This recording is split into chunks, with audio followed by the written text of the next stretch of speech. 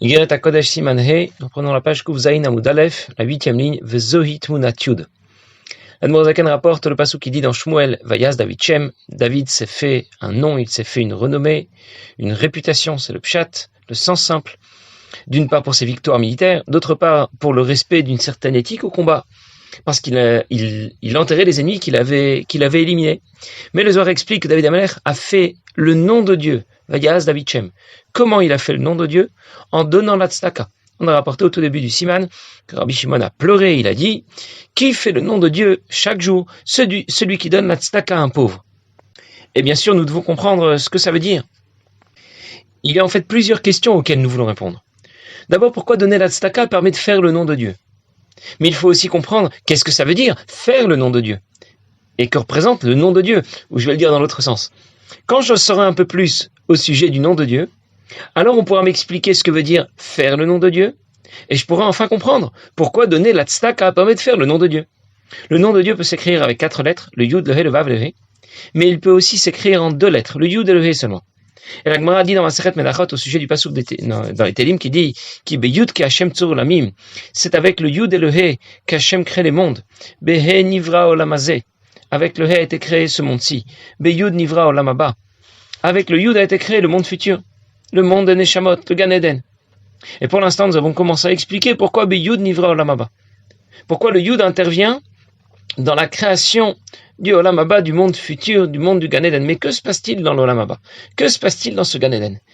Eh bien, les Neshamot ont un plaisir énorme de la présence de Dieu, qu'elles comprennent, qu'elles saisissent, un plaisir qu'on a du mal à imaginer dans ce monde. Dans ce monde, nous pouvons approcher le divin de 2 façons. La première approche est intellectuelle. Je vais m'instruire, je vais étudier, me renseigner au sujet du divin, y réfléchir. Cette approche reste plafonnée et limitée par mes moyens intellectuels, limitée par ma logique, par ma raison. Mais je vais intégrer davantage cette première approche du divin, même si elle est limitée. La deuxième approche, c'est celle de la Emouna. La Emouna ne subit pas les contraintes, les limites de ma logique. Je peux approcher un niveau du divin bien supérieur par ma Emouna, mais je vais beaucoup moins l'intégrer. Je vais beaucoup moins intégrer cette deuxième approche, parce que ça me dépasse tout de même. Les Neshamot dans le Gan Eden vont intégrer et assimiler cette deuxième approche, celle de la Emouna. La Emouna vient Behasaga. Et nous avons dit la dernière fois que c'est pour cette raison que le Olam Haba est appelé Bina, la compréhension, parce que le plaisir des Neshamot dans le Gan Eden est de saisir le divin, pas seulement à un niveau limité, mais à un niveau supérieur. Dans notre monde, nous pouvons approcher le divin à travers un mashal, à travers un exemple, à travers une enveloppe. La pureté et la finesse du divin nous échappent. Nous sommes très loin de la réalité que l'on perçoit à travers de nombreux filtres. Dans le Gan Eden, les Neshamot approchent le divin de lui-même, dans toute sa finesse, dans toute sa pureté. Le mashal, l'exemple, l'enveloppe ont été évacués. On peut essayer d'imaginer que ça leur donne un plaisir énorme, un plaisir intense, une très grande satisfaction. Mais Bina est précédé par Chorma. Chorma est représenté par la lettre Yud dans la correspondance des 4 lettres du nom de Dieu avec le schéma des Sphirot. Chorma est désigné par la lettre Yud, c'est la première étape du développement intellectuel. Chorma correspond à l'ébauche d'une première idée, avant qu'elle ne soit développée au stade de Bina. Et c'est pour ça qu'on appelle Nekuda Bechala, un point dans le palais, parce que c'est l'équivalent d'un point qui n'a pas encore été développé dans toute sa largesse, dans toute sa longueur. Et la lettre Yud qui se dessine comme un point va donc bien désigner Chorma. Vezoi Tmunat Yud, dit l'Admor Zaken. Pour cela que c'est ce que représente Chorma est comparé à l'image de la lettre Yud à un point. Venikra Eden, on l'appelle Eden. Asher Alav Neymar, au sujet duquel il est dit Ayin Lora Ata, aucun œil, personne ne peut voir le Eden. Venikra Abba Yesad Brata, on l'appelle aussi le père qui est à l'origine de sa fille. Je vais apprendre ce que vient de nous dire l'Admor Zaken. Le Yud représente la première des sphirotes et la première des facultés de l'âme, Chorma. On va l'appeler Eden. Il y a un pasuk qui dit au début de Sefer Bereshit Venahar Yotseme Eden Lahashkot et Agan. Un fleuve sort du Eden pour arroser le jardin d'Eden. Le Eden est donc à l'origine du Gan Eden. La Gemara dans Masechet Brachot apporte un pasuk qui dit au sujet du Eden Ayin lo ra'ata Elokim zulatecha. Le pasuk qu'a rapporté l'Admor Zaken. Personne n'a jamais pu voir en dehors de toi Kadosh Baruch Hu. Et le pasuk continue Hashem ya'aseh limchakelo, Hashem va agir pour ceux qui aspirent à lui. Ce pasuk parle de ce qui nous est inaccessible. Dieu seul a connaissance du Éden. Personne ne se trouve dans le Éden. Adam Rishon se trouvait dans le Gan Eden. Le Éden, c'est l'étape qui précède le Gan Eden. C'est l'origine du Gan Eden. Le Éden est désigné par un Yud et représente Chochma. Le Gan Eden représente Bina. Bina dérive de Chochma, comme le Gan Eden dérive du Éden.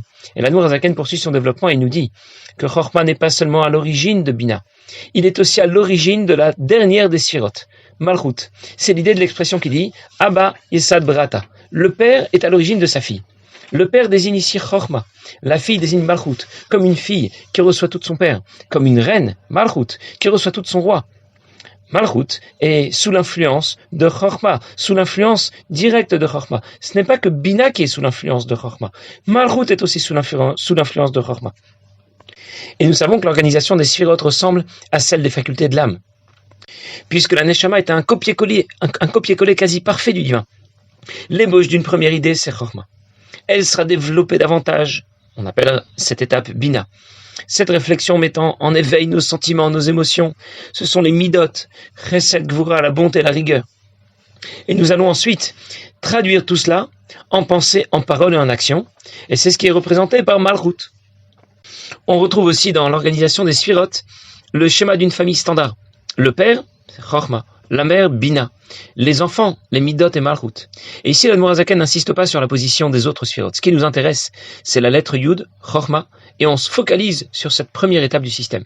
L'Admour HaZaken va nous expliquer le lien direct qui existe entre le père et la fille, entre Chochma et Malchut, entre ce que nous avons appelé la dernière fois le surconscient et la parole. Pourquoi la parole ? Parce qu'un roi ne peut régner que par la parole. Et donc Malchut est aussi associé à la parole. Je vais anticiper un petit peu pour qu'on comprenne mieux ce qu'on va lire dans la suite de Siman. Le monde a été créé par la parole de Dieu. C'est écrit dans le Pirkei Avot. Ba'asara ma'amarot nivra ha'olam. Le monde a été créé par 10 paroles, les 10 paroles que l'on trouve dans la Torah. Dieu n'a pas besoin de parler pour créer le monde. La parole est une notion que l'on associe au processus de la création pour nous dire à quel point ce qui émane du divin est descendu de niveau, pour pouvoir se manifester dans la création. Quelqu'un conçoit une idée, puis il la développe, et il la comprend. Ce qu'il va expliquer, ce qu'il va dire est extrêmement diminué par rapport à ce qu'il a lui-même compris. Un professeur enseigne à ses élèves. Il ne va pas tout leur expliquer, comme il le comprend lui-même. Il va faire un tri, il va décider de quoi il va parler, de quoi il ne va pas parler, pour ne pas noyer ses élèves dans un flot d'informations trop important. Il ne va pas tout leur raconter comme lui-même l'a compris, sinon ils ne vont rien comprendre. Ce qu'il va leur dire a été extrêmement filtré et diminué. La parole correspond à cette contraction profonde d'une idée, comme un enseignant efficace qui va simplifier son discours, qui ne va pas utiliser un vocabulaire trop décalé par rapport à ses élèves, qui ne va pas étaler la totalité de ses connaissances. Il se met au niveau de ses élèves pour leur parler et pour leur transmettre son message. Voilà ce que représente la parole. Et la Mishnah rapporte que le monde a été créé par la parole de Dieu, pour nous dire que c'est aussi simple et banal pour nous de dire quelques mots que pour Dieu de créer le monde. Le monde a été créé par la parole, et nous venons de dire que l'origine de tout système, c'est Chochma, la première des sphirotes. La dernière étape de tout système, c'est Malchut, la dernière des sphirotes qui correspond à la parole, comme un roi qui ne peut régner que par la parole. Mais alors, comment se fait la transition directe de Chochma à Malchut, Abba Yesad Brata, le père qui est à l'origine de sa fille? Pour parler, il faut d'abord réfléchir. Bina, il faut éveiller ses émotions. Chesed, Gvura, la bonté, la rigueur. Quelqu'un a une idée, il va devoir y réfléchir, filtrer ce qu'il va dire ou ne va pas dire. Et pourtant, on a l'air de dire que la transition ici est directe entre la faculté de l'intellect la plus haute, le surconscient, Chochma, jusqu'à la parole, Malchut. Alors, l'Admour HaZaken ne va pas poser la question dans ces termes. Je l'ai développé un petit peu pour qu'on le comprenne un peu mieux. Mais c'est le sujet qui va nous intéresser. L'Admour HaZaken va nous expliquer que la faculté de parler se distingue de la faculté de comprendre. C'est pour cette raison qu'un enfant peut comprendre, même s'il ne sait pas encore parler. Il comprend et il réagit. On voit qu'il a compris ce qu'on lui dit, mais il ne parle pas. Parce que la faculté qui permet de parler est supérieure à la faculté qui permet de comprendre. Et donc s'il a déjà une certaine maturité qui lui permet de comprendre, mais il n'a pas encore suffisamment de maturité pour pouvoir parler. L'homme est appelé Medaber. L'homme est doué de parole. Il n'est pas le seul être intelligent. Il y a d'autres animaux intelligents, avec une certaine intelligence bien sûr, à leur niveau, mais tout de même une certaine intelligence. Et pourtant ces animaux ne parlent pas. Même un perroquet va répéter des mots. Et il n'est pas pour autant doué de parole, il ne fait que répéter. Parler, c'est l'exclusivité de l'homme. Et cette exclusivité et ce don particulier que l'homme a de parler est en rapport avec cette faculté supérieure que l'on appelle Chorma, Kadmut Sechel, le surconscient. La faculté de parler fait intervenir plusieurs systèmes complexes qui vont intervenir en synergie. Les cordes vocales, les poumons, la langue et les dents, les lèvres. Pour prononcer des lettres sifflantes, il faut en même temps placer sa langue derrière les incisives, ouvrir légèrement les lèvres, souffler. Pour prononcer d'autres lettres, il faudra parfois fermer les lèvres, parfois faire vibrer le palais. Et quand je parle, je ne pense pas où placer ma langue, quand fermer ou ouvrir mes lèvres. Tout cela se fait spontanément, sans réfléchir, ça veut dire sans bina. Cette spontanéité, c'est le résultat de l'intervention de Chorma. C'est au-delà de la réflexion, c'est au-delà, supérieur à la compréhension logique, supérieur à Bina. Chorma est donc bien la faculté de l'intellect qui nous permet de parler. De ma chair, je vais contempler le divin. La déception qu'on a fait jusqu'à présent concerne la parole de l'homme, comment les choses vont s'articuler, c'est le cas de le dire, dans le schéma des forces de l'âme, et je vais comprendre de la même manière comment fonctionne le divin. Je comprends la relation directe de Chorma Malchut, Abba Yesad Brata, le père qui est lié à sa fille. Et je comprends aussi pourquoi la lettre Yud, associée à Chorma, va intervenir dans la création du monde, du Olam Haba en particulier. Nous reparlerons plus tard du He qui intervient dans la création de Olam Hazé, de ce monde-ci. Mais maintenant que le sujet est un peu défriché, alors on va pouvoir le lire dans les mots. Pirouche kinei tavut otiot adibur ayotzot mehem otzatape. Ça veut dire que la formation des lettres de la parole de Dieu. Alors ici on ne parle pas de la parole de Dieu, on parle de la parole de l'homme d'abord.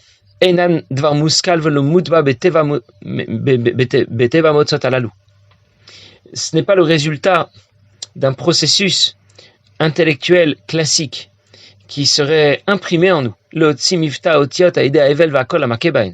façon à pouvoir prononcer les différentes lettres en soufflant. Et la prononciation de ces lettres sera le résultat de l'impact de ce souffle sur la langue, sur les dents ou sur les lèvres. Alpi derech ateva. Ce n'est pas quelque chose qui se fait de façon naturelle, spontanée.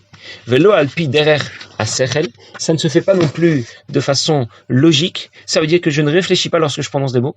Kegon asfatay malderech machal. Par exemple, les lèvres. Shotiot bump. Yotsot men.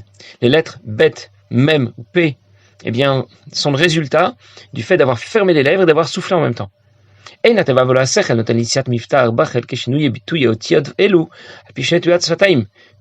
ne prononce pas ces lettres parce que j'ai pensé fermer mes lettres avant de souffler. Fermer mes lèvres, avant de souffler. De façon à pouvoir rencontrer un obstacle. Le souffle rencontre un obstacle qui va lui permettre de faire sortir cette lettre. Draba, au contraire.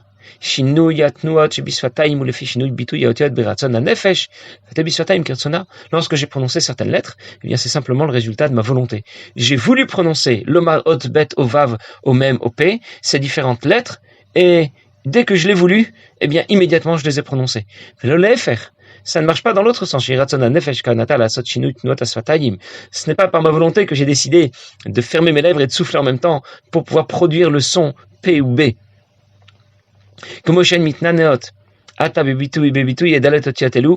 les lèvres vont bouger pour la prononciation de ces différentes lettres.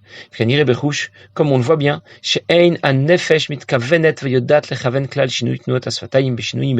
nous voyons bien que on ne pense pas à placer nos lèvres ou notre langue de telle ou telle façon pour pouvoir prononcer ces lettres.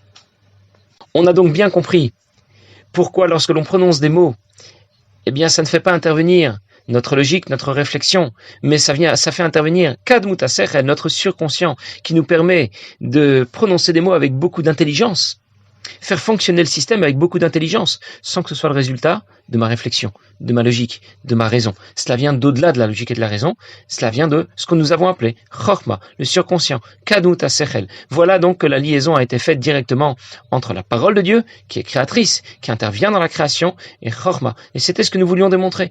Abba Yesad Brata. De cette façon, nous avons compris que ce que représente la lettre Yud, Chorma, et comment elle intervient dans la création de l'Olam Haba. Pourquoi la Gemara dans Maseret Menachot nous disait que Beyud nivra Olam Haba. Alors, puisque nous avons rappelé que le monde a été créé par la parole de Dieu qui se trouve dans la Torah, Il y a une histoire qui raconte que un jour les enfants du Tzemar Tzedek étaient en train de raconter différentes histoires du Baal Shem Tov. Et c'était des histoires tellement extraordinaires que certains commençaient à douter. Est-ce que vraiment c'est une histoire qui a pu se produire? C'est tellement extraordinaire. Et le Tzemar Tzedek passait par là. Et lorsqu'il leur a demandé de quoi il parlait, les enfants du Tzemar Tzedek lui ont rapporté quels étaient leurs doutes au sujet des histoires extraordinaires que l'on raconte au sujet du Baal Shem Tov. Et le Baal Shem Tov leur a dit toutes les histoires, le Tzemar Tzedek leur a dit toutes les histoires du Baal Shem Tov sont des histoires auxquelles on peut croire. Parce que le Baal Shem Tov pouvait faire effectivement des miracles exceptionnels. Et lui-même, raconte le Tzemar Tzedek, a été complètement, était vraiment très, très ému, émerveillé de 3 histoires particulières, et il leur a raconté l'une de ces histoires. Il y avait un jour quelqu'un qui connaissait le Baal Shem Tov. Et c'était un de ses chassidim. Il était marié, c'était déjà depuis 10 ans qu'il était marié, il n'avait toujours pas d'enfant. Alors il a demandé au Baal Shem Tov s'il pouvait peut-être divorcer pour se remarier avec quelqu'un d'autre, pour espérer avoir des enfants. Et finalement, le Baal Shem Tov ne l'a pas autorisé à divorcer. 10 ans plus tard, 20 ans déjà, toujours pas d'enfant, il revient voir le Baal Shem Tov, il lui dit que vraiment il souhaiterait se remarier, il commence à devenir vieux, et le Baal Shem Tov ne l'a pas autorisé. Et il n'a pas pu résister, il a finalement divorcé, et il a épousé une autre femme, qui avait déjà elle-même des enfants, et à partir de ce moment-là, les choses ont périclité dans sa vie. La parnassa ne marchait plus, et il avait des problèmes de shalom bayit, il ne s'entendait pas avec sa nouvelle épouse. Finalement, il est retourné voir le Baal Shem Tov, et il lui a dit, pourquoi il m'arrive tout cela? J'ai tout de même patienté 10 ans comme la halakha le demande. J'ai été au-delà, j'ai patienté encore 10 ans de plus. Pourquoi tout cela m'arrive? Alors le Baal Shem Tov a ouvert un livre et il lui a montré, dans le Sefer Torah, il lui a montré que son nom était écrit, le nom de sa première épouse, et comment à côté c'était écrit qu'il ne devait pas divorcer. Ça veut dire que tous les événements qui se produisent dans le monde se trouvent dans la Torah parce que Dieu a bien créé le monde par la parole qu'il a introduite dans la Torah. Alors l'Admour Zaken va encore poursuivre le développement qu'il fait ici au sujet de la parole, pour pouvoir nous expliquer pourquoi le Yud intervient dans la création de Olam Haba et le He dans la création de Olam Hazé. Une fois que nous en saurons un peu plus au sujet du nom de Dieu, alors nous pourrons comprendre ce que veut dire faire le nom de Dieu, et enfin pourquoi, lorsque nous donnons la tzedaka, nous sommes en mesure de faire le nom de Dieu. Nous verrons ça la prochaine fois, Bezrat Hashem. Passez une bonne journée.